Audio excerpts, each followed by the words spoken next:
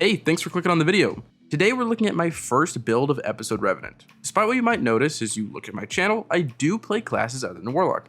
And as you've clicked on this video, we are indeed looking at a Stasis Hunter build. This build leverages lots of our shiny new toys like the artifact and new exotic armor to enable ultimate CC and melee spam. I'm talking actually infinite melees without the use of Monte Carlo. The only thing that lets you spam more than this build is when you get that oh so glorious ether boost with an Onslaught Salvation. And if you double these together, well, yeah. So to jump straight into it and begin looking at the build, we have our exotic armor piece, Mask of Fealty. This is the new perk Null Factor that says Withering Blade hits and bounces create a small stasis crystal and refund a portion of melee energy. Using Withering Blade to shatter crystals or frozen targets releases a spread of Withering Blades. Now the first thing to note is this exotic is actually bugged. The portion about shattering frozen targets to spawn more blades doesn't work as of the recording of this video, but Bungie has said on Twitter that this will get patched near the end of October. But don't be mistaken, Mask of Fealty is fantastic right now and is only gonna get better.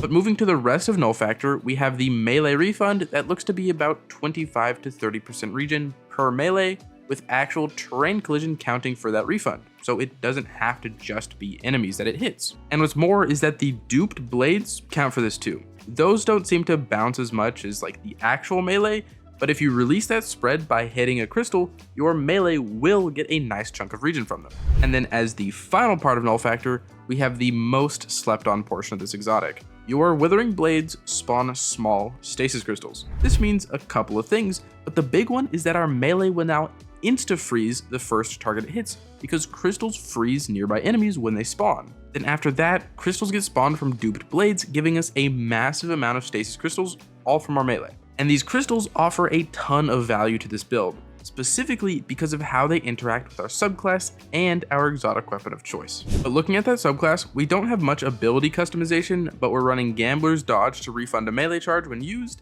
and Glacier Grenade so that we have more stasis crystals on the field. The aspects we have equipped are Winter's Shroud for that slow on dodge, as well as the lower dodge cooldown when slowing enemies. This essentially guarantees we have our Gambler's Dodge up at all times. And then the big one is Grim Harvest. This reads, defeating slowed or frozen targets creates stasis shards. These shards grant melee energy when picked up by you or your allies. While Grim Harvest is equipped, picking up stasis shards grants stacks of frost armor. I think you can see how this artifact plays into our build, but we're looking to spawn as many stasis shards as possible. These at default refund 10% melee energy for the small ones and 50% energy for large ones, which the different variants spawn depending on the tier of enemy. So bosses and such spawn the big ones, red bars give the smalls. But more than just what it does for us, our allies can pick up these too to refund their melee energy. And then as the aspect also said, we get frost armor from picking up shards, which is a plus 4.5% DR per stack, capping at 36% DR with 8 stacks.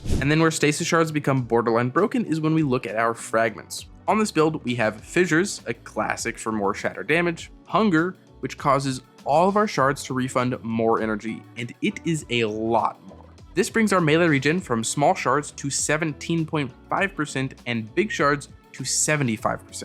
That's almost an entire melee in one shard pickup. Then after that, we have Conduction, which causes shards to track to us, little quality of life. Rhyme, so our frost armor caps at ×8 and that 36% DR rather than just at ×5. And then the last fragment is Whisper of Rending, which makes our primary weapons do increased damage to frozen enemies and especially crystals. And this last fragment is extremely important as we go into our exotic of choice, which is Wicked Implement. I know this is an often overlooked exotic, but I just put out a video explaining how it's actually not that bad. But even if you don't like this exotic scout, the synergy here is insane. Creeping Attrition allows precision hits to apply slow.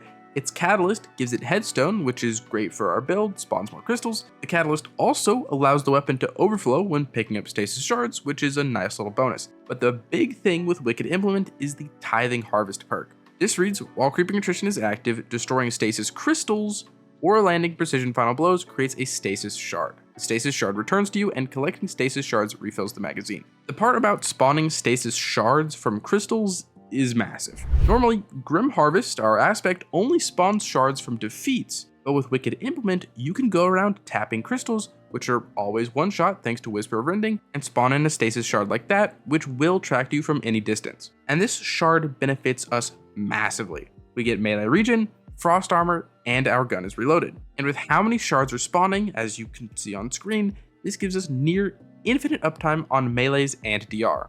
But like any good build, that's not all. We still have the artifact and our armor mods to look at. The artifact has a metric ton of great stasis perks to take advantage of. Unfortunately, Anti-Barrier Scout doesn't work with Wicked Implement, but our CC makes dealing with pretty much any champ a breeze. Not to mention that overloads and unstops will get stunned by it. As for the mods that work, Wind Chill exists as a way to get even more free frost armor, since Wicked Implement is a precision stasis weapon. Crystalline Converter is a pretty disliked mod, but with the surplus of stasis shards we spawn, we can make use of this as a means to spawn even more crystals from our powered melees, which will just feed into the loop. Then after that, Armor of Aramis is an alright mod that gives us some extra survivability, and Hail the Storm is a must for increasing our shatter damage. At base, it spawns extra projectiles whenever we shatter a stasis crystal, but what's really important is boosting this perk. When you boost it, it'll give a flat damage increase to all shatters, whether it's from crystals or frozen targets, and that is a massive increase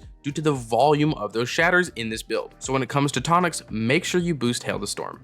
And then in column 5, Brain Freeze is a way for a bit more CC with that mini dust field it spawns, and then Served Cold is a must because it makes our stasis shards regen class ability energy on top of the melee energy.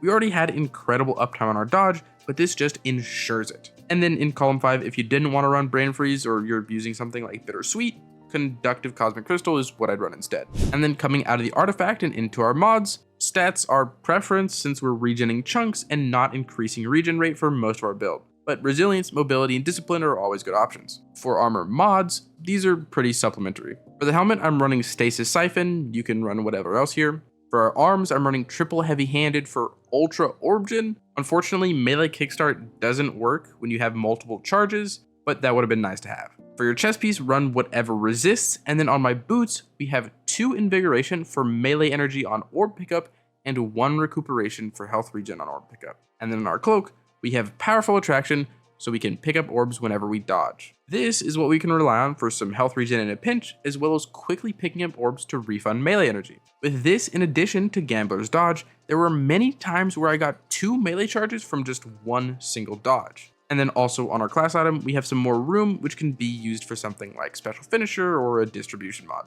And then before we get into the gameplay loop, our other weapons can be really anything. Indebted Kindness and Aberrant Action work great, as you'll want something that can tango up close, since Wicked Implement kinda waffles in close quarters combat. And then for our heavy slot, a good old GL or anything like that works. Probably Chill Inhibitor or Bittersweet like I mentioned earlier. And then we're at the gameplay loop. There is actually so much going on behind the scenes, but it's really quite simple. You start by tossing a melee, which will freeze enemies and spawn a crystal on its first hit. From here, you can toss another melee if you want, or tap that crystal with Wicked Implement. The beefed up shatter damage will chunk enemies and score you some more kills. This crystal being shattered will spawn a shard thanks to Wicked Implement, and then any more enemy kills from that shatter will spawn stasis shards themselves thanks to Grim Harvest. Then sucking up those shards will refund massive amounts of melee energy, dodge energy, and give you frost armor. You'll then dodge to get another melee charge and pick up all the orbs nearby, which give you even more melee and start health regen.